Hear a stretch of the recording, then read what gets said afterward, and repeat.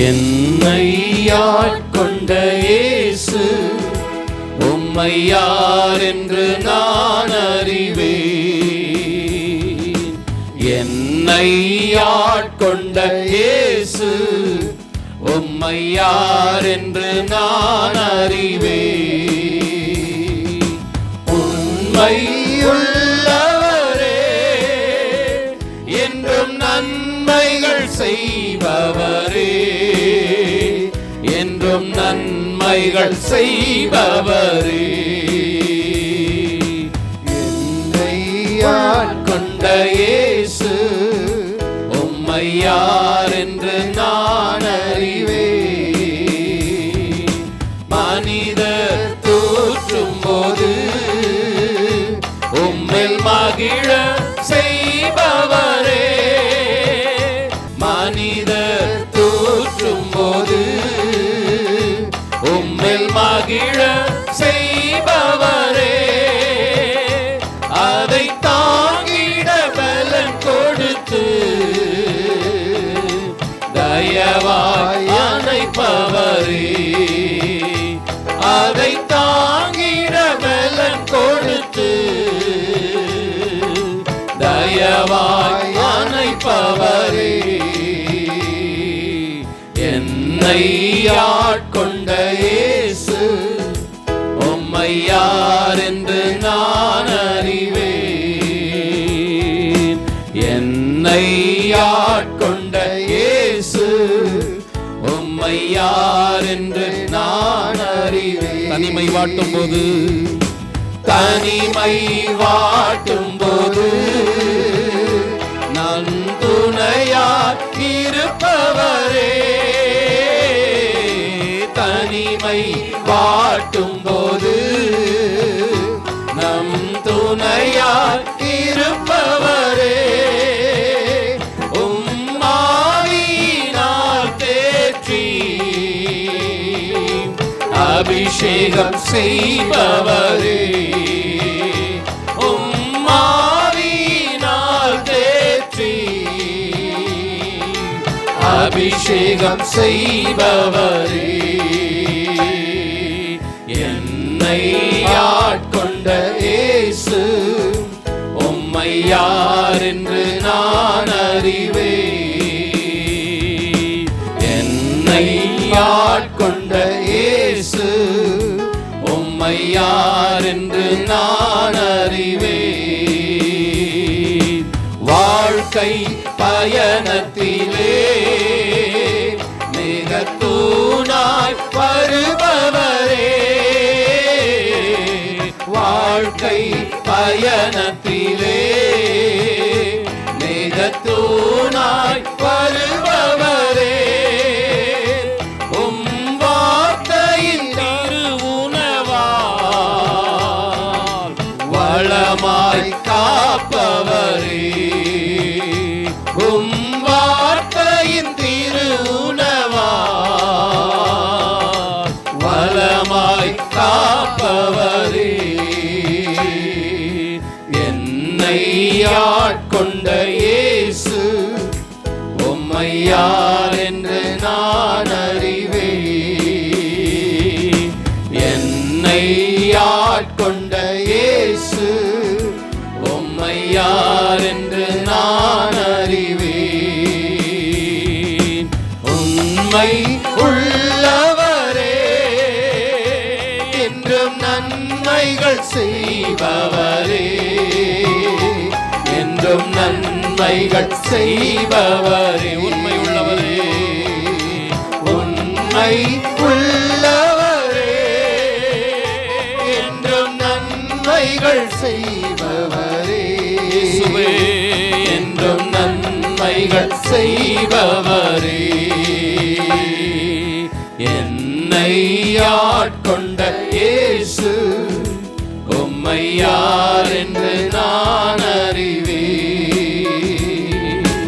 என்னை ஆட்கொண்ட இயேசு உம்மை யார் என்று நான் அறிவேன்.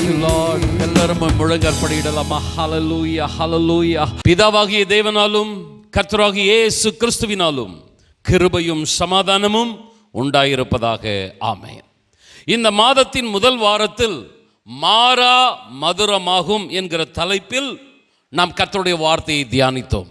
நம்முடைய வாழ்க்கையில் நாம் சந்திக்கும் எப்படிப்பட்ட கசப்பான சூழ்நிலைகளையும் கர்த்தர் மதுரமாக மாற்றி நம்மை ஆசீர்வதிக்க வல்லவராக இருக்கிறார்.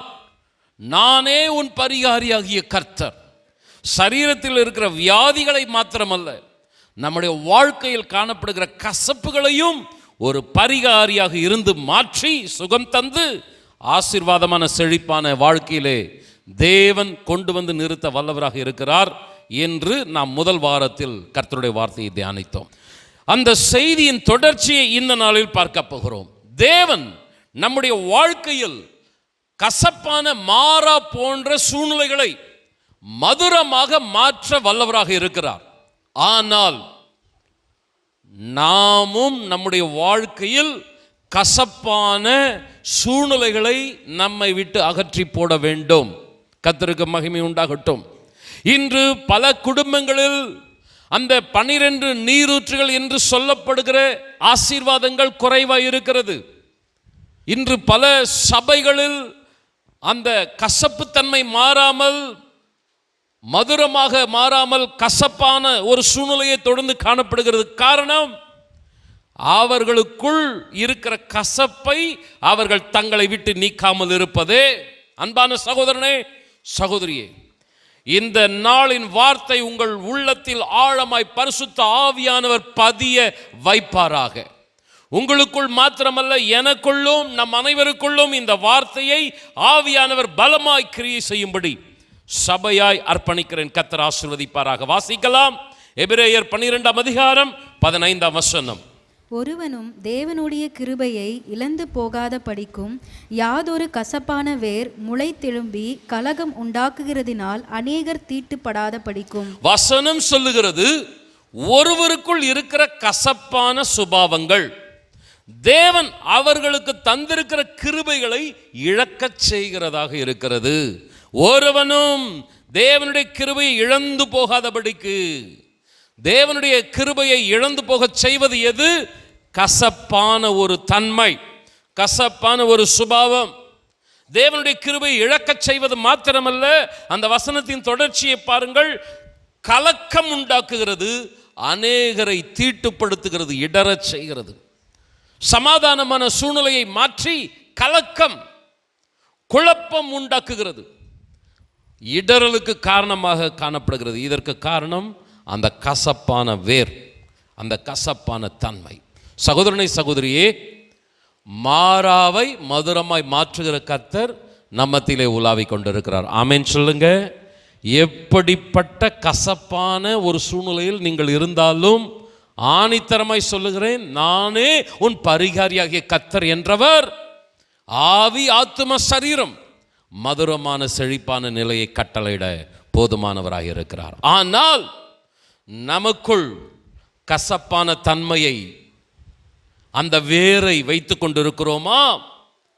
இந்த கசப்பான வேர் முளைத்து பெரிய மரமாக வளருவதற்கு முன்பதாக அதை வெட்டி எறிந்து விட வேண்டும். ஒரு முட்செடி ஆரம்பத்திலேயே அதை கிள்ளி எறிந்து விடுவது எந்த பாதிப்பும் நமக்கு உண்டாக்காது.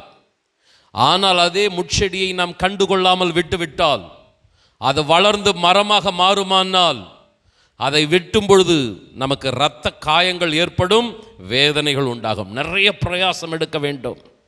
என் அன்பு சகோதரனே, சகோதரியே, இந்த கசப்பான வேர் வளரக்கூடாது.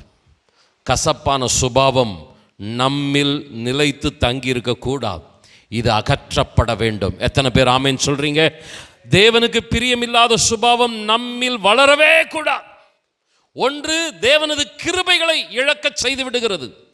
2, கலக்கத்தையும் இடரலையும் ஏற்படுத்துகிறதா இருக்கிறது. பரலோகத்திற்கும் நமக்கும் பாதிப்பு, பூலோகத்தில் உறவுகளுக்குள்ளும் பாதிப்பு.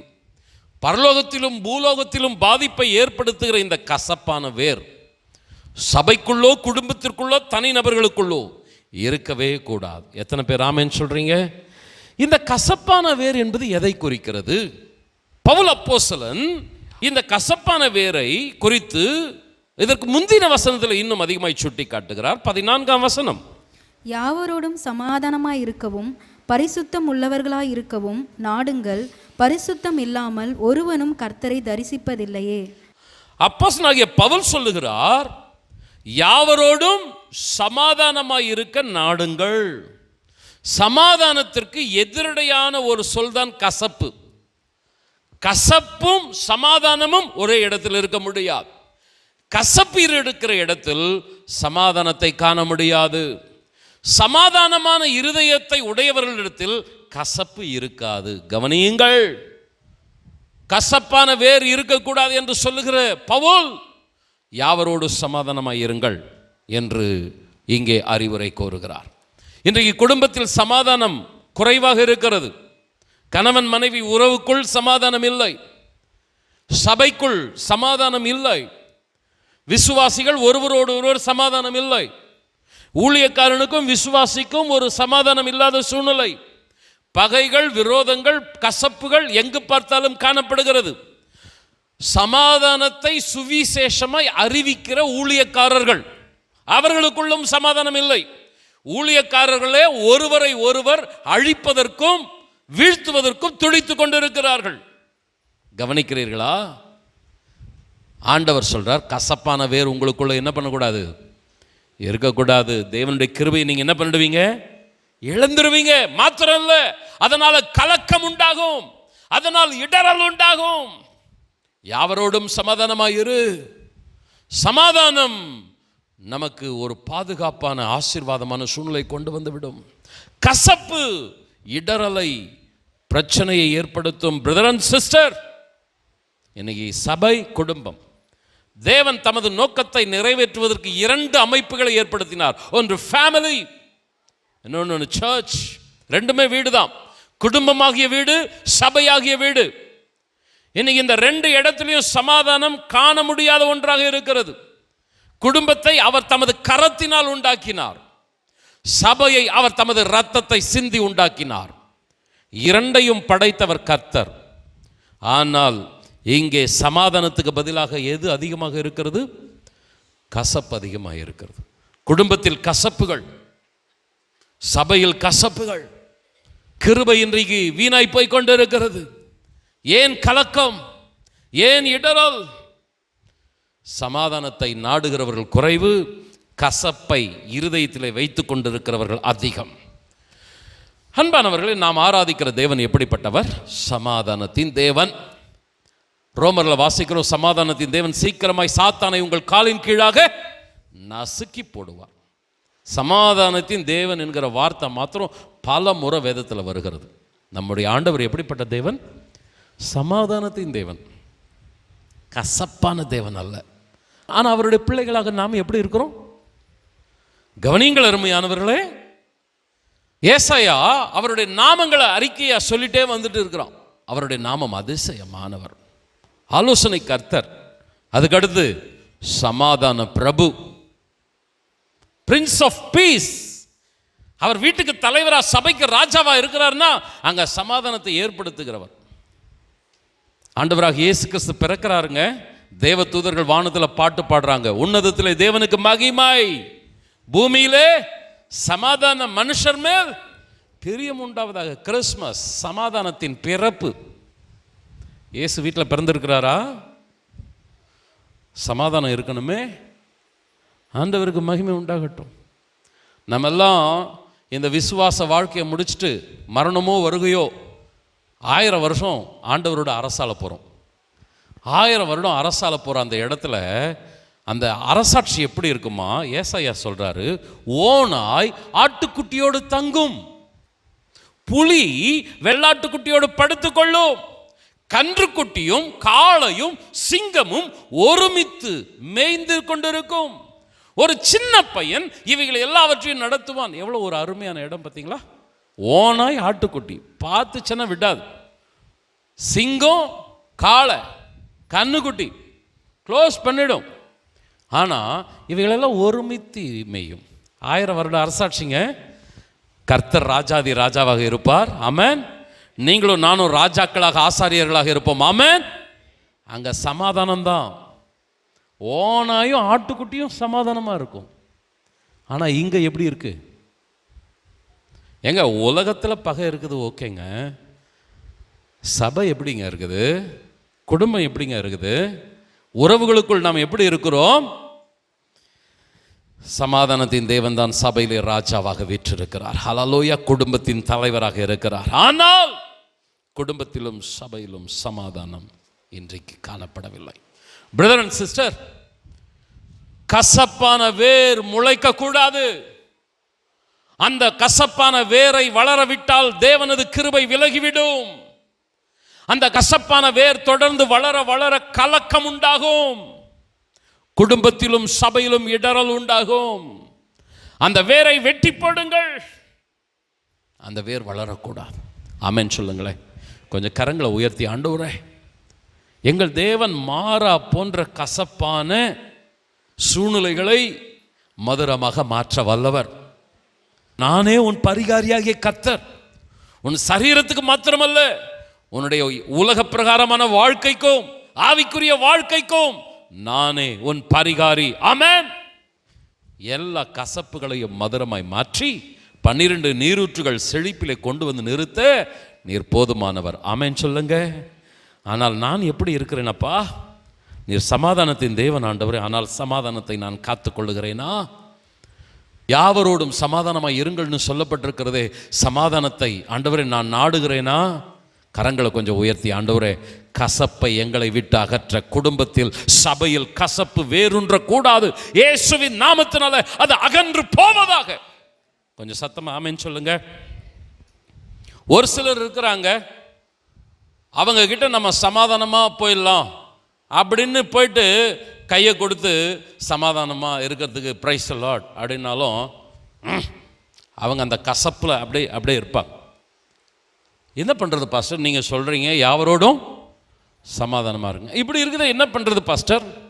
பைபிள் சொல்லுது யாவரோடும் சமாதானமாக இருங்கள் மாத்திரம் சொல்லலை, கூடுமானால் யாவரோடும். ஏன்னா ஒரு சிலர் சமாதானத்தை விரும்புறது கிடையாது. கிறிஸ்தவத்தின் அஸ்திபாரமே மன்னிப்புங்க, அன்புங்க. அந்த அன்பும் மன்னிப்பும் தான் கிறிஸ்தவத்தின் அஸ்திபாரம். ஆனால் சிலர் கசப்பு, பகை, விரோதம் இவைகளை பிடிவாதமாய் வைத்துக் கொண்டு இருக்கிறார்கள். அதற்காக நீங்க போய் காலில் விழணும்னு அவசியம் இல்லை. நீ சமாதானத்தை நாடி பாருங்கள். அவர்கள் சமாதானத்துக்கு இடம் கொடுக்காவிட்டால் உங்களுடைய சமாதானத்தை காத்துக் கொள்ளுங்கள். ஆமென். நீங்கள் கசப்பை உங்கள் இருதயத்தில் வைத்துக் கொள்ளாதிருங்கள். உங்களுடைய இருதயத்தில் சமாதானத்தை காத்துக் கொள்ளுங்கள். கசப்பு என்பது ஒரு மாம்சத்தின் கனி, சமாதானம் என்பது ஆவியின் கனி. கலாத்தியர் 5ஆம் அதிகாரம் 19ஆம் வசனத்திலிருந்து 29ஆம் வசனம் வரைக்கும். மாம்சத்தின் கிரியைகள் வெளியரங்கமாய் இருக்கின்றனர். அவையாவன: விபச்சாரம், வேசித்தனம், அசுத்தம், காமவிகாரம், விக்கிரக ஆராதனை, பில்லி சூனியம், பகைகள், விரோதங்கள், வைராக்கியங்கள், கோபங்கள், சண்டைகள், பிரிவினைகள், மார்க்க பேதங்கள், பொறாமைகள், கொலைகள், வெறிகள், களியாட்டுகள் முதலானவைகளே. இப்படிப்பட்டவைகளை செய்கிறவர்கள் தேவனுடைய ராஜ்யத்தை சுதந்திரிப்பதில்லை என்று முன்னமே நான் சொன்னது போல இப்பொழுதும் உங்களுக்கு சொல்லுகிறேன். ஆவியின் கனியோ அன்பு, சந்தோஷம், சமாதானம், நீடிய பொறுமை, தயவு, நற்குணம், விசுவாசம், சாந்தம், இச்சையடக்கம். இப்படிப்பட்டவைகளுக்கு விரோதமான பிரமாணம் ஒன்றுமில்லை. பிரியமானவர்களே, இந்த வசனம் நமக்கு நல்லா தெரியும். மாம்சத்தின் கனிகள், ஆவியின் கனிகள். இந்த மாம்சத்தின் கிரியைகளில் நீங்கள் பார்த்தீங்கன்னா 17 சுபாவங்கள் பட்டியலிடப்பட்டு இருக்கிறது. இந்த 17 சுபாவத்தில் 9 சுபாவங்கள் இந்த கசப்பான சுபாவத்தின் கனிகளாக காணப்படுகிறது. வசனம் பாருங்க, ஒரு செப்பரேட் பண்ணி இருக்கு பாருங்க. 20ஆம் வசனம், விக்கிரக ஆராதனை, பில்லி சூனியம், பகை, விரோதம், வைராக்கியம், கோபம், சண்டை, பிரிவினை, மார்க்க பேதம், பொறாமை, இதெல்லாம் கசப்புனால வருகிற ஒரு சில காரியங்கள். ஆண்டவருக்கு மகிமை உண்டாகட்டும். 21ஆம் வசனம் சொல்லுகிறது, இப்படிப்பட்டவைகளை செய்கிறவர்கள் தேவனுடைய ராஜ்யத்தை என்னமா செய்யறதில்ல. கலாத்திய நிருபம் தெருவில் போறவங்களுக்கு எழுதப்பட்டதா? கலாத்திய திருச்சபைக்கு எழுதப்பட்டது. சபைக்குள்ள சண்டை, சபைக்குள்ள பிரிவினை, கோபம், வைராக்கியம், பொறாமை, கசப்பு, தேவனுடைய ராஜ்யத்தை சுதந்திரிக்க முடியாது. பவுல் டேரிங்காக போல்டாக சொல்கிறார். அன்பானவர்களே கவனியுங்கள், நம்ம முதல்ல வாசித்த வசனத்தில் பார்த்தோம், கசப்பான வேரை நீங்கள் வச்சுட்டு இருந்தீங்கன்னா தேவனுடைய கிருபையை நீங்கள் என்ன பண்ணிடுவீங்க, இழந்து போயிடுவீங்கன்னு சொல்லப்பட்டிருக்கு. இதே மாம்சத்தின் கிரியைகளான இந்த கசப்பான கனிகளை வச்சுட்டு இருக்கிறவங்க தேவனுடைய ராஜ்யத்தை சுதந்திரிக்க முடியாது. அது நம்மளை தேவனிடத்திலிருந்து பிரிச்சிரும். பிரதர் அண்ட் சிஸ்டர், கசப்பான வேறு உனக்கு பாதுகாப்பா, உனக்கு ஆபத்து. நான் இப்படி இருந்தாதான் அது எனக்கு சரிப்பட்டு வரும்னா அது உனக்கு ஆபத்து, இடரல், கலக்கம் உண்டாகும். தேவனிடத்திலிருந்து உன்னை பிரிச்சிரும். சமாதானத்தை நாடு. நீ இழந்து போக மாட்டாய், நீ நஷ்டப்பட்டு போக மாட்டாய். நீ சமாதானம் பண்றவன் ஒரு பைத்தியக்கார மாதிரி தெரியும், சமாதானம் பண்றவன் சமாதானமா போறவன் ஒரு ஏமாளி மாதிரி தெரியும். ஆனா நீ தான் சுதந்தரிப்பாய். ஆமென். நீ தான் ஆசீர்வாதமா செழிப்பாய் இருப்பாய். மாம்சத்தின் கனி ஒருபோதும் செழிப்புல ஆசீர்வாதத்தில் கொண்டு போய் விடாது. ஆவியின் கனியை பாருங்க, அன்பு, சந்தோஷம், சமாதானம், இவைகளெல்லாம் தெய்வீக சுபாவங்கள். அன்பானவர்களே, ஆண்டவர் மரத்தை பற்றி பேசும்போது நல்ல மரம் எது, கெட்ட மரம் எது எப்படி தெரியும்? பார்க்கறது எல்லாமே மரங்கள் தான். ஆனால் அதன் கனிகளினாலே மரத்தை அறிந்து கொள்வீர்கள். பார்க்கறது எல்லாருமே விசுவாசி தான், எல்லாருமே சர்ச்சில் சிஸ்டர்ஸ் அண்ட் பிரதர்ஸ். ஆனால் ஃப்ரூட்ஸ் எப்படி இருக்கு? உங்களுடைய கனிகளினாலே நீங்கள் அறியப்படுவீர்கள். உங்ககிட்ட கசப்பு, கோபம், வெறுப்பு, சண்டை, பிரிவினை இதெல்லாம் இருக்குமானால் மாம்சத்தின் கனிகள். உங்களிடத்தில் அன்பு, சமாதானம், சந்தோஷம், நீடிய பொறுமை இதெல்லாம் இருக்குமானா நீங்க ஆவியின் கனிகள். அன்பானவர்களே, ஒரு காரியத்தை நான் வைக்கிறேன். நம்ம கசப்பில் இருப்போம், நம்ம அடுத்தவர்களோடு கசப்பாக இருப்போம், மன்னிக்க மாட்டோம், எல்லாத்தையும் நம்ம அப்படியே ஒரு பகை விரோதத்தோடு இருப்போம். ஆனால் கர்த்தர் மாத்திரம் நமக்கு யாராவது இருக்கணும், மதுரமாக மாற்றிடணும். 12 நீரூட்டில் செழிப்பில் கொண்டு வந்து நிறுத்திடணும். சரியில்லை பிரதர் சிஸ்டர், நம்ம ஜபம் சரியில்லை, நம்ம எதிர்பார்ப்பு சரியில்லை. நீ கசப்பை விடுவாயானால், நீ சமாதானத்தை நாடுவாயானால் மாறா போன்ற உன்னுடைய வாழ்க்கை மதுரமா கர்த்தர் மாற்றுவார். எத்தனை பேர் ஆமேன்னு சொல்றீங்க? தயவா கேட்குற அருமையானவர்களே, இந்த செய்தி எடுத்துட்டு இருக்கும்போது எனக்குள்ளே நான் கேட்டுட்டேன், நீ யார் மேலேயாவது கசப்பா இருக்கிறியா? யார் மேலேயாவது பகையா இருக்கிறியா? நீ சமாதானத்தை நாடியும் சிலர் சமாதானத்துக்குள்ள வரலையா? அதுவும் பிரச்சனை கிடையாது. ஆனால் நீ சமாதானத்தை நாடாம நீ கசப்பு வெறுப்போடு இருப்பாயான்னா உனக்கும் மாறாதான். ஆண்டவருக்கு மகிமை உண்டாகட்டும், சுயம் சாகட்டும். எத்தனை பேர் ஆமென் சொல்றீங்க? மாம்சத்தின்படி பிழைத்தால் சாவீர்கள், ஆவியினாலே சரீரத்தின் செய்கைகளை அழித்தால் பிழைப்பீர்கள் என்று ரோமர் 8:13 சொல்லுகிறது. நமக்குள் அந்த பரிசுத்த ஆவியின் கனிகள் பெருகட்டும். மாம்சத்தின் கனிகள் இல்லாமற் போட்டு கொஞ்சம் 2 கரங்களை உயர்த்தி, ஆண்டவரே, பக்தன் பாடுகிறான், சுயம் என்னில் சாம்பலாய் மாற சுத்தாவியே அனல் முட்டும், ஜெயம் பெற்று மாமிசம் சாக தேவா அருள் புரியுமே என்று பாடுகிறான். 2 கரங்களை உயர்த்தி, தகப்பனே, நாங்க பாடுறது, ஆராதிக்கிறது, சபைக்கு வர்றது, பிரசங்கம் பண்றது, பிரசங்கத்தை கேட்கறது, ஆண்டவரே எங்களுடைய சுயம் எல்லாம் சாம்பலா மாறணும், மாம்சம் சாகணும், உம்முடைய ஆவியின் கனிகள் எங்களிடத்தில் வெளிப்படணும். சத்தமா ஆமேன்னு சொல்லுங்க. ஒரு அர்ப்பணிப்பின் ஜெபம் நமக்குள்ள உண்டாகட்டும். இன்னைக்கு நம்ம சாப்பிட்ற சாப்பாடு கூட ஸ்லோ பாய்சன் அப்படின்னு சொல்றாங்க. நீங்க சாப்பிட்றது ஸ்லோ பாய்சன். நீங்க சாப்பிட்ற fast food, baked foods, hybrid, எல்லாமே ஹைப்ரிட். ஃப்ரூட்ஸ் எடுத்துக்கிட்டா, வெஜிடபிள்ஸ் எடுத்துக்கிட்டா எல்லாமே ஹைப்ரிட். கத்திரிக்கு சோத்துரும், சர்க்கரை, அரிசி, இதில் எல்லாம் என்ன இருக்குதான், நம்முடைய உடலுக்கு தீங்கி இழைக்கக்கூடிய காரியங்கள் இருக்கிறதா. Slow poison. டெய்லி ஒவ்வொரு கொஞ்சம் கொஞ்சமாக நீங்கள் ஸ்லோ பாய்சன் எடுத்துட்டு இருக்கிறீங்க. அதனால தான் உங்களுடைய சரீரம் என்னாகிறது, வியாதிப்படுகிறது என்று சொல்லுகிறார்கள். இல்லாத வியாதி புது புதுசாக இன்னைக்கு வர்றதுக்கு காரணம் நம்ம உட்கொள்ளுகிற ஆகாரம், நம்ம சாப்பிட்ற சாப்பாடு. அது உள்ள போகிறது கசப்பா, விஷமா இருக்கிறதுனால நம்முடைய வாழ்க்கை பாதிக்கப்படுகிறது. அன்பானவர்களை, எபிரேய கலாச்சாரத்தில் கசப்பான செடி அப்படின்னு எதை சொல்லுவாங்கன்னா, விஷத்தன்மை உள்ள செடியை சொல்லுவாங்க. விஷத்தன்மை உள்ள செடியை கசப்பான செடி அப்படின்னு சொல்லுவாங்க. அப்போ நம்ம சாப்பிட்ற சாப்பாடு விஷத்தன்மை உள்ள சாப்பாடுன்னா அந்த கசப்பான ஃபுட்டு நம்முடைய பாடியை டேமேஜ் பண்ணுது. ஆர்கன்ஸ், வயசான காலத்தில் ஒவ்வொரு அவயவங்களாக நமக்கு பிரச்சனையாக மாறுது. மருத்துவமனையில் அனுமதிக்கப்பட்டு லட்சங்களில் போய் செலவாகுது. காரணம் என்ன? நம்ம சாப்பிட்றது. பாவ காரியத்தை உள்ள தள்ளுறோம், சாப்பிட்றதுலையும் சரி பண்ணுறது கிடையாது, பயங்கரமான ஒரு பாதிப்பு உண்டாகிறது. ஃபுட்டை விட்டுருங்க. அதே போல தான் இந்த கசப்பான வேர். இந்த கசப்பான வேரை நீங்கள் உங்களுக்குள்ளே வச்சுட்டு இருந்தீங்கன்னா அது உங்களுடைய ஆவிக்குரிய சரீரத்தை டேமேஜ் பண்ணும். உங்களுடைய வாழ்க்கையில் நீங்கள் சந்தோஷமாக இருக்க அது விடாது. சமாதானத்தை உங்களுக்குள்ள நீங்கள் தக்க வைத்துக் கொண்டு பாருங்க, நீங்கள் நிம்மதியாக இருப்பீங்க. ஹல்லேலூயா. உங்களுடைய சரீரத்திலையும் சுகம், உங்களுடைய ஆவி ஆத்மாவிலையும் சுகம். அன்பான சகோதரனே, நானே உன் பரிகாரியாகிய கர்த்தர். கசப்பை விட்டுடுங்க. நியூயார்க் பட்டணத்தில் பிரான்ஸ்க் என்ற இடத்துல 19 வயது நிரம்பிய ஒரு வாலிபன் இருந்தான். 1996 ஆண்டு. அவனுக்கு ஒரு ஆசை. அவனுக்கு பாம்புகள் என்றால் ரொம்ப பிடிக்கும். பர்மிய மலைப்பாம்பு ஒன்றை $300 கொடுத்து வாங்கி, அது குட்டியா இருக்கும்போது வாங்கி அதோட அவன் செல்ல பிராணியா பெட் அனிமலா தன்னுடைய வீட்டில் வளர்த்து வந்தான். அந்த பாம்பும் அவனிடத்துல ரொம்ப அன்பா பழகியது. அவனோட விளையாடும், எல்லாமே செய்யும். ஒரு நாள் அவனை காணவில்லை. சொந்த பந்தங்கள் அவனை தேடுகிறார்கள், போலீசில் கம்ப்ளைண்ட் பண்ணுகிறார்கள். பல இடங்களில் தேடியும் அவனை கண்டுபிடிக்க முடியவில்லை. கடைசியில் அவனுடைய வீட்டில் இருக்கிற மலைப்பாம்பை கவனித்து பார்த்தால் அந்த மலைப்பாம்பு அவனை விழுங்கி இருக்கிறது. கர்த்தருக்கு ஸ்தோத்திரம். ஒரு கசப்பான வேரை எடுத்து தாளாட்டி அதற்கு நீங்கள் பாலூட்டி வளர்ப்பீர்களானால் அது நாளைக்கு உங்களை அழித்துவிடும். அதை நீங்கள் அழித்து விடுங்கள், இல்லை என்றால் அது உங்களை அழித்து விடும்.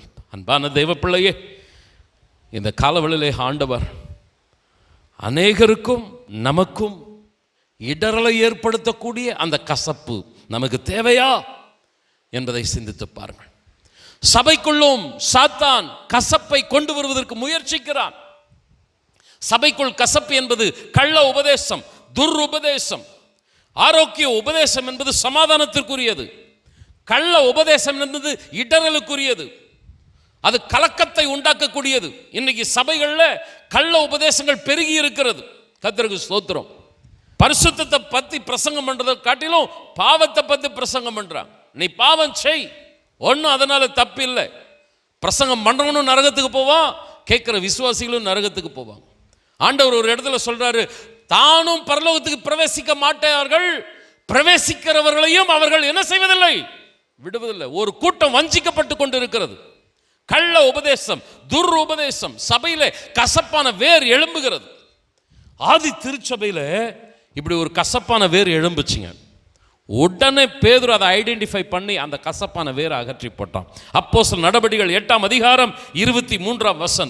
நீ கசப்பான பிச்சிலும் பாவக்கட்டிலும் அகப்பட்டிருக்கிறதாக காண்கிறேன் என்றான். சமாரியா பட்டணத்தில் சீமோன் என்னும் பேர் கொண்ட ஒரு மந்திரவாதி, அவன்தான் பெரிய சக்தி.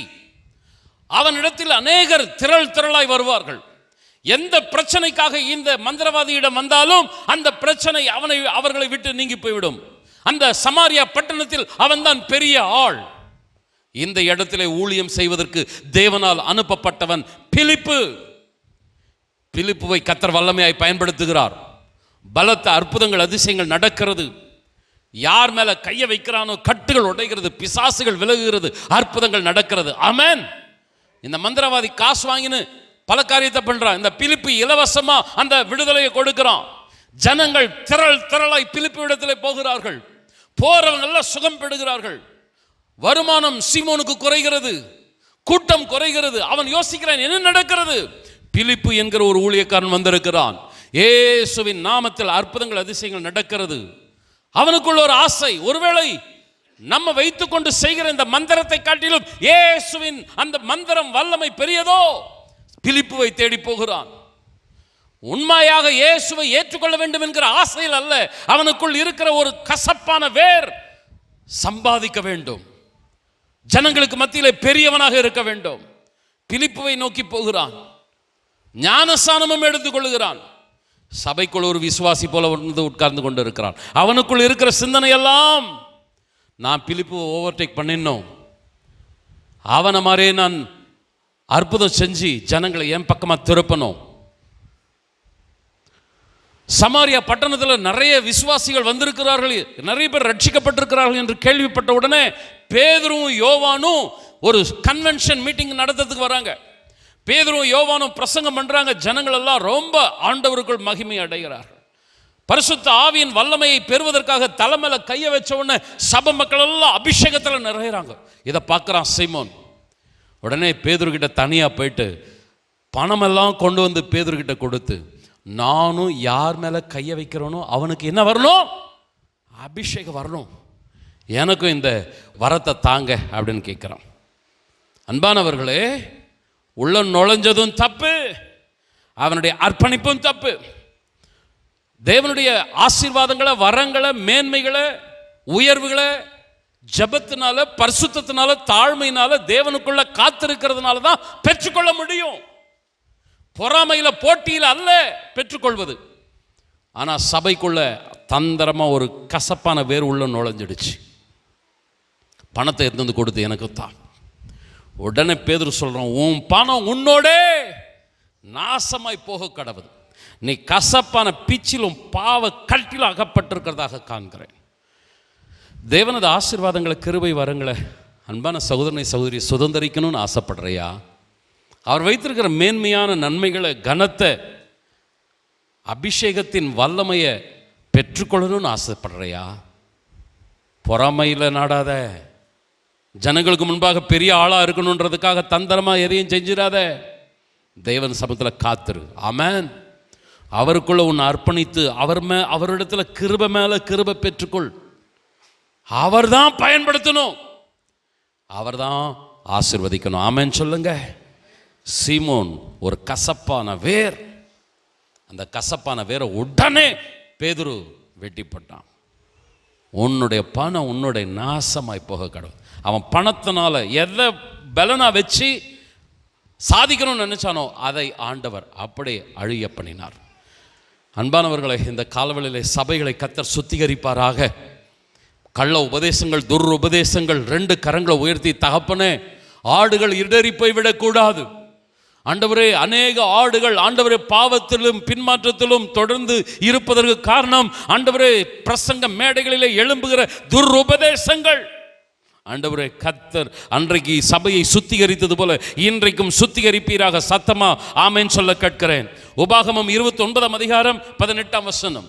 ஆகையால் அந்த ஜாதிகளின் தேவர்களை சேவிக்க போகும்படி இன்று நம்முடைய தேவனாகிய கர்த்தரை விட்டு அகலுகிற இருதயமுள்ள ஒரு புருஷனாகிலும் ஸ்திரீ ஆகிலும் குடும்பமாகிலும் கோத்திரமாகிலும் உங்களில் இராதபடிக்கும் நஞ்சையும் எட்டியையும் முளைப்பிக்கிற யாதொரு வேர் உங்களில் இராதபடிக்கும் பாருங்கள். சரி, இந்த வசனம் சொல்லுகிற கண்டென்ட் நான் சுருக்கமாக சொல்லிடுறேன். பிதாவாகிய தேவன் இஸ்ரவேல் ஜனங்களுக்கிட்ட அடிக்கடி சொல்றாரு, அந்நிய ஜாதிகளின் தேவர்களை சேவிக்காத. இப்போ உங்ககிட்ட நான் ஏப்பா நீ விக்கிரக கோயிலுக்கு போகாத அப்படின்னு பிரசங்கம் பண்ணா நீங்க என்ன நினைப்பீங்க? நான்லாம் பாஸ்டர் அந்த பக்கம் எட்டி கூட நான் என்ன பண்ணுறது கிடையாது, பார்க்கறது கிடையாது, கண்டிப்பாக சொல்லுவீங்க. ஆனால் ஆண்டவர் ஏன் பழைய ஏற்பாட்டை பாருங்க, அடிக்கடி சொல்லுவார் அந்நிய தேவர்களை சேவிக்காத. ஏன் சொல்றார் தெரியுங்களா? கொஞ்சம் கவனிக்கணும். நம்ம நாட்டிலேயே அந்த காரியம் இருக்குது. செல்வத்துக்கு ஒரு கடவுள், விவசாயத்துக்கு ஒரு கடவுள், சரீர சுகத்துக்கு ஒரு கடவுள், உன்னுடைய பிரச்சனையிலிருந்து நீ விடுதலையாகணுமா ஒரு கடவுள், உன்னுடைய எதிரி அழியணுமா ஒரு கடவுள், அப்படின்னு பலவிதமான நம்பிக்கைகளை அந்நிய ஜாதிகள் வைத்து கொண்டிருந்தார்கள். ஜெபம் பண்ணி ஆண்டவருடைய சமூகத்தில் காத்திருந்து கிடைக்காத செல்வம், எதிரிகளின் அழிவு, கிடைக்காத சுகம், ஜனங்களுடைய மனம் மயக்கப்படுகிறது. ஒருவேளை நம்ம அங்கே போனால் நமக்கு நல்லா ஆயிடுமா? ஒரு சிலர் நம்மளை பார்த்து கேட்பாங்க, பாஸ்டர் ஜோம் பண்ணா விடுதலை கிடைக்கல, மசூதிக்கு மந்திரம் போட கூப்பிடுறாங்க, போனால் அங்கே கொஞ்சம் விடுதலை கிடைக்கும், போகலாம்ல பாஸ்டர். அந்நிய தேவர்களிடத்தில் போகக்கூடாது, அது ஒரு கசப்பான வேர். ஆமென். ஆண்டவருக்கு மகிமை உண்டாகட்டும். இன்னைக்கு எதுங்க விக்கிரகம்? சபைக்கு எதுங்க விக்கிரகம்? நீங்களும் நானும் கண்டிப்பாக எங்கே போக மாட்டோம்? விக்கிரக கோயிலுக்கு போக மாட்டோம். அப்போ எது விக்கிரகம்? தேவனை காட்டிலும் நீ எதை பிரதானமாய் முக்கியத்துவப்படுத்துகிறாயோ அது உனக்கு விக்கிரகம். தேவ சமூகத்துக்கு நீ வராததற்கு காரணம் என்ன? சபை கூடி வருதலை விட்டு விடுவதற்கு காரணம் என்ன? உன்னுடைய பணம் உனக்கு முக்கியமா? அந்த பணம் உனக்கு விக்கிரகம். சொந்த பந்தம் வந்துட்டாங்கன்னு சொல்றியா, அந்த சொந்த பந்தம் உனக்கு விக்கிரகம். உன் சரீரத்தை பெருசா நீ என்ன பண்ற, என் உடம்பு ஒத்துழைக்குன்னு சொல்றியா, உன் உடம்பே ஒரு விக்கிரகம். உன்னை ஒடுக்கி உன்னை தாழ்த்தி தேவ சமூகத்தில் ஆராதனையில் ஆண்டவருடைய பிரசன்னத்தில் அர்ப்பணிப்பது தான் ஒரு உண்மையான தொழுகை. ஆமென் சொல்லுங்களேன். இன்னைக்கு சபை கூடி வருதல் இன்னைக்கு ரொம்ப ரொம்ப கஷ்டமாக இருக்குது. இன்னைக்கு இஷ்டத்துக்கும் சபை மக்கள் இருக்கிறாங்க. விக்கிரக ஆராதனை பிரதர் கசப்பான வேர். இந்த கசப்பான வேரை நீ வளர விட்டுட்டே இருந்து பார், நீ கவனிச்சு பார். சபை கூடி வருதுல தொடர்ந்து யார் யார் அசட்டை பண்றாங்களோ கவனிச்சு பார். அவங்களுக்குள்ள கலக்கமும் இடரலும் இல்லையா என்பதை ஆராய்ந்து பார். ஒரு காலகட்டத்தில் அவர்கள் சபைக்கே வராமல் தூரமாய் விலகி போனதை கொஞ்சம் சிந்தித்து பார். தேவனது கிருபையை இழந்து போகாதபடி கசப்பான வேரை முளைக்க விடாதே. எத்தனை பேர் ஆமென் சொல்றீங்க? சபைக்கு ஓடோடி வந்துரு பிரதர் சிஸ்டர். காணிக்க தான் உற்சாகமாக கொடுத்த கத்தர் பிரியமா இருப்பார்னு இல்லை, நீ துதிக்கிறப்பார், ஆண்டவரை ஸ்தோத்திரம் பண்ணுறப்பார், அவருடைய பிரசன்னத்தில் உன்னை தாழ்த்தி அர்ப்பணித்து ஆண்டவரே உங்களுடைய வார்த்தையின்படி நான் நடப்பேன்னு சொல்கிறப்பார். இதுவே உற்சாகமான ஒரு காணிக்கை. ஹல்லேலூயா. இதில் கத்தர் பிரியமாக இருக்கிறார். கொஞ்சம் ஆமென் சொல்லுங்களேன். விக்கிரக ஆராதனை நம்ம இன்னைக்கு எந்த கோயிலுக்கு போகிறது கிடையாது. ஆனால் சபையை காட்டிலும் தேவ சமூகத்துக்கு கொடுக்கிற முக்கியத்துவத்தை காட்டிலும் பிரதர் அண்ட் சிஸ்டர், நீங்கள் யாருக்கு அல்லது எதுக்கு முக்கியத்துவம் கொடுக்குறீங்களோ அது கசப்பான வேர். அந்த கசப்பான வேரை நீங்கள் வளர விட்டீங்கன்னா ஒரு நாள் அது உங்களை கசப்பாக்கிவிடும். நான் செய்தியை முடிக்க விருப்பப்படுறேன். மறுபடியும் நான் எபிரேயர் 12:14 நான் சொல்ல விருப்பப்படுகிறேன். யாவரோடும் சமாதானமாக இருங்கள். நம்ம ஆரம்பத்தில் வாசித்த வசனம் என்ன? கசப்பான வேர் முளைத்து எழும்பி கலக்கம் இடரல் உண்டாகாதபடி கவனமாக இருங்கள். அதாவது 14ஆம் வசனம் சொல்லுகிறது சமாதானமாக இருங்கள். 15ஆம் வசனம் சொல்லுகிறது கசப்பான வேர் முளைத்து எழும்புவதற்கு இடம் கொடாமல் இருங்கள். கவனிக்கிறீங்களா? 14ஆம் வசனத்துக்கு 15ஆம் வசனத்துக்கும் இடையிலே, அதாவது சமாதானத்துக்கும் கசப்புக்கும் இடையிலே கர்த்தர் ஒரு வார்த்தையை வைத்திருக்கிறார். என்ன வார்த்தை? பரிசுத்தமுள்ளவர்களாய் இருக்க நாடுங்கள். கவனிங்க பிரதர் சிஸ்டர். ஹோலினஸ், பரிசுத்தம் என்பது என்ன? இன்னைக்கு கேட்டால் நம்ம சொல்லக்கூடிய ஒரு வார்த்தை என்னன்னா, பாவம் செய்யாமல் இருப்பது பரிசுத்தம். ஆனால் இங்கே வசனம் சொல்லுகிறது பரிசுத்தம் உள்ளவர்களாய் இருக்க நாடுங்கள் என்பது எது தெரியுமா? நீ சமாதானமாய் ஒருவரோடு ஒருவர் இருப்பாயானால் அதுதான் பரிசுத்தம். கசப்பான வேர் உனக்குள் எழும்புமானால் அது தேவனுக்கு விரோதமான ஒரு அசுத்தம்.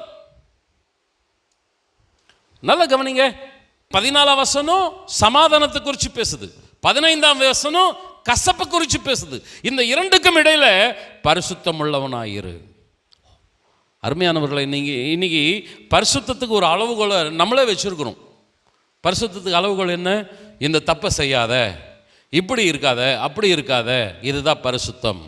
ஆனால் வேதம் ஒரு பரிசுத்தத்தை சொல்லுதுங்க. 1 பேதுரு 1:15-16, உங்களை அழைத்தவர் பரிசுத்தராய் இருக்கிறது போல நீங்களும் உங்கள் நடக்கைகள் எல்லாவற்றிலேயும் பரிசுத்தராயிருங்கள். நான் பரிசுத்தர், ஆகையால் நீங்களும் பரிசுத்தராயிருங்கள் என்று எழுதியிருக்கிறதே. பரிசுத்தத்தின் அளவுகோல் யார் என்றால் தேவன். நாம வச்சிட்டு இருக்கிற ஒரு அளவுகோல் அல்ல. நாம வச்சிருக்கிற அளவுகோல் பாவம் செய்யாதிருப்பது, அது துவக்க நிலை. ஆனால் பரிசுத்தத்தின் அளவுகோல் என்பது உன்னதமான தேவன். நான் பரிசுத்தர், ஆகையால் நீங்களும் எனக்கேற்ற. அப்படின்னா பரிசுத்தத்தின் அளவுகோல் தேவன். துவக்க நிலையிலே இருந்துராத, பாவத்தை விட்டு வெளியே வந்திருக்கிற இது பிகினர் ஸ்டேஜ். நீ இதுக்கு அடுத்து வளரணும். என்ன வளரணும்? சமாதானமான ஒரு பாத்திரமா மாறணும். அந்த ஆவியின் கனி உன்கிட்ட நிறைந்து இருக்கணும். மாம்சத்தின் கனி உன்னை விட்டு ஒன்னொன்னா விலகணும். இதுதான் பரிசுத்தத்தின் அளவுகோல். ஹல்லேலூயா. நமது தேவன் கலகத்தின் தேவன் அல்ல, நமது தேவன் சமாதானத்தின் தேவன். கசப்பான தேவன் அல்ல நம்முடைய தேவன், மதுரமான தேவன், சமாதானத்தின் தேவன். இதுதான் ஹோலினஸ். பரிசுத்தம் என்பது, அன்பான சகோதரனே, நான் இந்த தப்பை இனிமேல் பட்டு செய்ய மாட்டேன், அப்படின்னு நீ எந்த பாவத்தை விடுறியோ அது மட்டும் பரிசுத்தம் இல்லை. இனி நான் சண்டை போட மாட்டேன், இனி நான் சமாதானமாக இருப்பேன், இனி நான் ஆண்டவரை பகைக்க மாட்டேன், கோள் சொல்ல மாட்டேன், பிரிவினையை நான் ஏற்படுத்த மாட்டேன், நான் ஒருவருக்கொருவர் சமாதானத்தை உண்டு பண்ணுவேனே தவிர ஒருவருக்கொருவர் பிரிவினை நான் ஏற்படுத்த மாட்டேன். இதுதான் பரிசுத்தம். எத்தனை பேர் ஆமேன்னு சொல்றீங்க? நம்முடைய சபை இந்த பரிசுத்தத்தில் வளரணும்.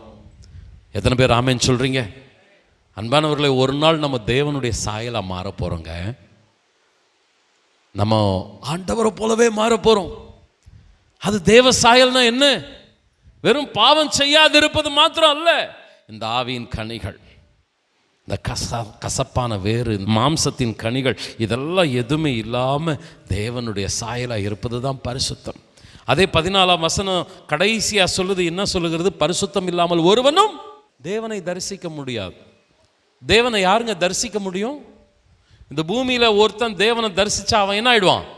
சாப்டர் முடிஞ்சிச்சு. இந்த பூமியில் ஒருவன் தேவனை பார்த்தால் அவன் மரித்து விடுவான். அப்படி என்றால் தேவனை தரிசிப்பது என்பது அந்த நித்திய ராஜ்யம். இந்த பரிசுத்தம் இல்லாமல், இந்த சமாதானம் இல்லாமல், இந்த ஒப்புரவாகுதல் ஒரு ஐக்கியம் இல்லாமல் தேவனிடத்திற்கு ஒருவராலும் என்ன செய்ய முடியாது? போக முடியாது. பிரதர், நீங்களாம் நினைச்சிட்டு இருக்கிறீங்க நான் அப்படி இருந்துக்கிறேன் அப்படின்ட்டு. அந்த கசப்பு ஒரு நாள் உங்களை இடற பண்ணிடும், சபையை விட்டு வெளியே கொண்டு போயிடும், தேவனது கிருபை இழக்க செய்து விடும். உங்களை வீழ்த்துவதற்கு முன்பதாக அதை வீழ்த்தி விடுங்கள். ஹல்லேலூயா. சமாதானத்துக்குள் உங்களை இணைத்துக் கொள்ளுங்கள். நாம் தேவ சாயலாய் மாறப்போகிறோம். தேவனுடைய ராஜ்யத்தில் பிரவேசிக்க போகிறோம். கண்களை மூடுவோமா? முழங்காற்படிடுவோமா? தேவன் சபையை ஏற்படுத்தினதின் நோக்கம் பாவியாய் இருக்கிற மக்களை அவருடைய இரத்தத்தினால கழுவி அவருடைய பிள்ளைகளா மாற்றி பரிசுத்தவான்களா மாற்றணும். அந்த பரிசுத்தத்தின் அளவுகோல் தேவனது சாயல் என்ன போலவே மாறணும். மணவாளனுக்கு ஏற்ற ஒரு மணவாட்டியா, பிதாவுக்கு ஏற்ற ஒரு சாயலா. கொஞ்சம் முழங்கார் படிட்டு, இந்த சபையினுடைய நோக்கம் அதுதான். இந்த சபையினுடைய நோக்கம் பணம் அல்ல, இந்த சபையினுடைய நோக்கம் உலக மேன்மை அல்ல, இந்த சபையினுடைய நோக்கம் தேவ சாயல். கொஞ்சம் கண்களை மூடி கரங்களை உயர்த்தி, ஆண்டவரே ஒரு விஷயங்களை ஒப்பு கொடுக்கிறோம். வேதத்தின் கடைசி புத்தகம் சொல்லுகிறது, பரிசுத்தமாக இருக்கிறவன் இன்னும் பரிசுத்தமாகட்டும், நீதி செய்கிறவன் இன்னும் நீதி செய்யட்டும். கொஞ்சம் முழங்கல்ல நின்று, ஆண்டவரே தகப்பனே, பரிசுத்தத்தில் ஒரு அளவுகோலை வச்சு அதிலேயே நான் முடிஞ்சிடக்கூடாது. ஆண்டவரே, நான் பாவத்தை விட்டு விலகுவது தான் பரிசுத்தம் அல்ல, உம்மை போல மாறுவது தான் பரிசுத்தம். உமது சாயல், உமது அன்பு, உமது சமாதானம், உம்முடைய நீடிய பொறுமை. ஆண்டவரே, அந்த ஆவியின் கனிகள் கரங்களை தட்டி இயேசுவின் நாமத்தினால ஆண்டவரே, அந்நிய பாஷையில பேசுவதல்ல பரிசுத்த ஆவியின் நிறைவு என்பது. அந்த ஆவியின் கனிகளை வெளிப்படுத்துவதே பரிசுத்த ஆவியின் நிறைவு. இயேசுவின் நாமத்தினால எங்களுடைய குடும்பத்தில், எங்களுடைய சபையில் இந்த ஆவியின் கனிகள் வெளிப்படணும். மாம்சத்தின் கனிகள் எல்லாம் அகறணும். 2 கரங்களை உயர்த்தி, அப்பா, ஒருவேளை இன்னைக்கு நான் ஆண்டவரே ஒருவேளை பகையோடு, கசப்போடு, ஆண்டவரே பிடிவாதத்தோடு ஆண்டவரே நான் இருப்பேன்னா, இன்னைக்கு ஒரு தீர்மானம் எடுக்கிறேன், நான் யாவரோடும் சமாதானமாக இருப்பேன். கரங்களை தட்டி ஆண்டவரே, அப்ப கசப்ப நான் என்னை விட்டு அகற்ற போகிறேன், ஒப்புரவாக போகிறேன். இல்லை இல்லை, நான் இருக்கிற மாதிரி தான் இருப்பேன். அவர்களுக்கும் வசனம் இருக்கிறது, அசுத்தமாக இருக்கிறவன்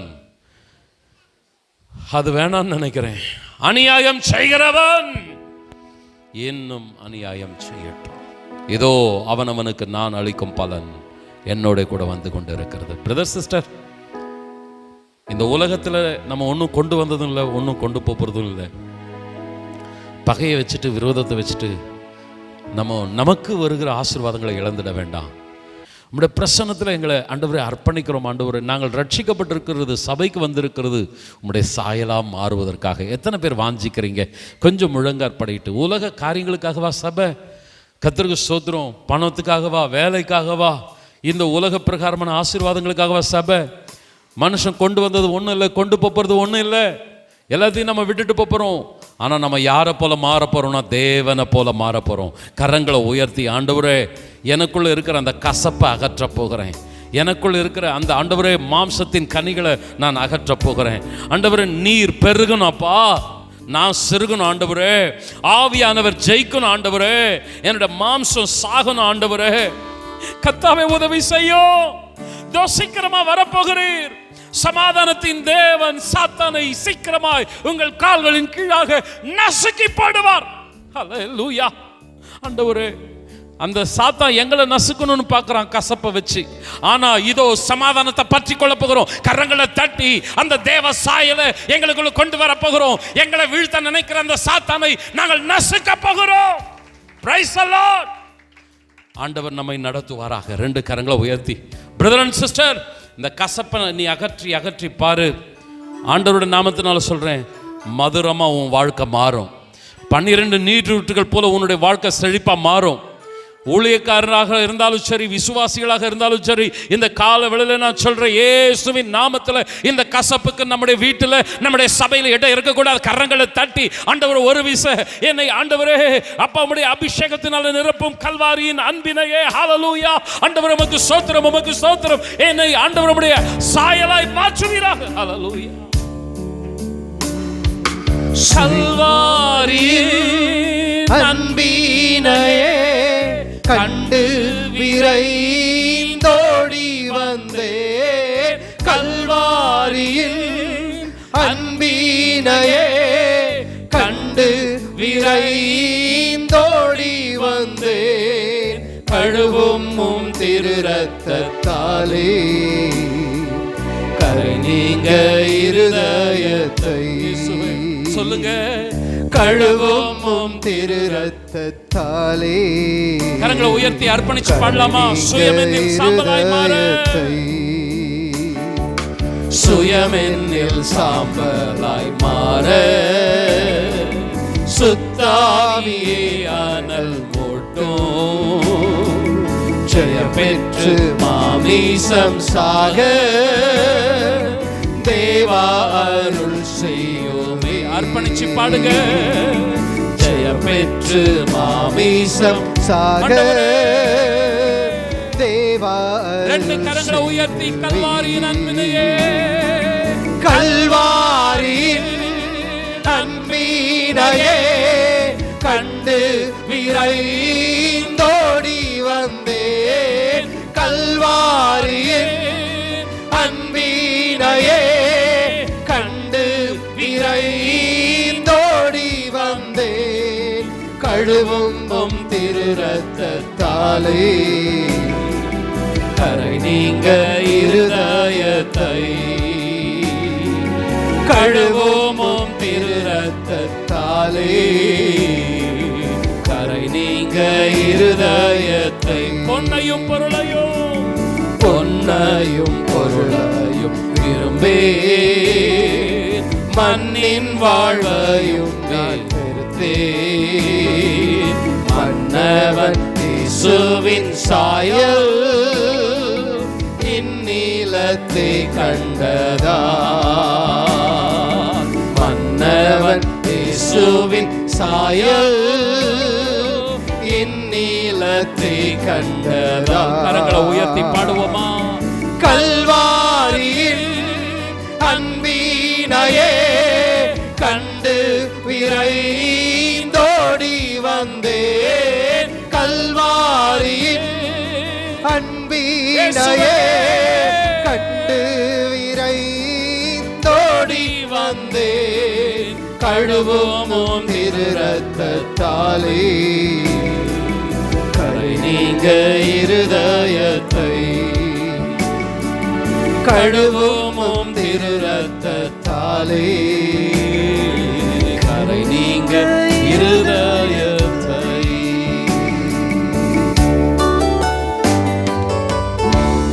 ஒருவனும் தேவனது கிருபையை இழந்து போகாதபடி கசப்பான வேர் முளை தெழும்பி கலக்கம் உண்டாகாதபடி அநேகரை தீட்டுப்படுத்தாதபடி கவனமாயிருங்கள். யாவரோடும் சமாதானமாயிருக்க நாடுங்கள். பரிசுத்தம் உள்ளவர்களாய் இருக்கவும் நாடுங்கள். பரிசுத்தம் இல்லாமல் ஒருவனும் தேவனை தரிசிப்பதில்லை. கரங்களை உயர்த்தி, தகப்பனே, எங்களுக்குள் அந்த உலக ஆவி இருக்கக்கூடாது. பரலோக ஆவி, அந்த அன்பின் ஆவி எங்களுக்குள் ஊற்றப்படுவதாக. பரிசுத்த ஆவியானவர் அன்பின் ஆவியாக, சமாதானத்தின் ஆவியாக எங்களை நிரப்புவீராக. நாங்கள் சிறுகணும், நீர் பெருகணும், சுயம் சாகணும், ஆவியின் வல்லமை எங்கள் மூலமாக வெளிப்படணும். ஒரு களிமண்ணை போல அர்ப்பணிக்கிறோம், சபையாக குடும்பமாக தனித்தனியாக ஒப்பு கொடுக்கிறோம். தேவனை, இனி வருகிற காலங்களில் சமாதானம் கொடிகட்டி பறக்கட்டும், கலக்கம், கசப்பு, பகை, விரோதம் அகலட்டும். சமாதானத்தின் தேவன் சாத்தானை கால்களின் கீழாக நசுக்கி போடுவீராக. உம்முடைய ஜனம் சமாதானத்தையும் செழிப்பையும் அந்த மதுரமான ஆண்டவரே இனிமையான வாழ்வையும் அனுபவிக்கட்டும். பிதா, குமாரன், பரிசுத்தாவின் நாமத்தினால் வாழ்த்துகிறோம். எதிர்வல்லமைகளை மாற்றுங்க. இயேசுவின் நாமத்தில் ஜெபிக்கிறோம் நல்ல பிதாவே, ஆமென். என் ஆத்துமாவே கர்த்தரை ஸ்தோத்திரி, என் முழு உள்ளமே பரிசுத்த நாமத்தை ஸ்தோத்திரி. என் ஆத்துமாவே கர்த்தரை ஸ்தோத்திரி, கர்த்தர் செய்த சகல உபகாரங்களை மறவாதே, ஆமென். நம்முடைய கர்த்தராகிய இயேசு கிறிஸ்துவின் கிருபையும் பிதாவாகிய தேவனது அன்பும் பரிசுத்த ஆவியானவருடைய நிறைவான ஆளுகையும் வழி நடத்துதலும் நம் அனைவரோடு கூட என்றென்றும் தங்கியிருப்பதாக, ஆமென். Praise the Lord. கர்த்தர் உங்களை ஆசீர்வதிப்பாராக.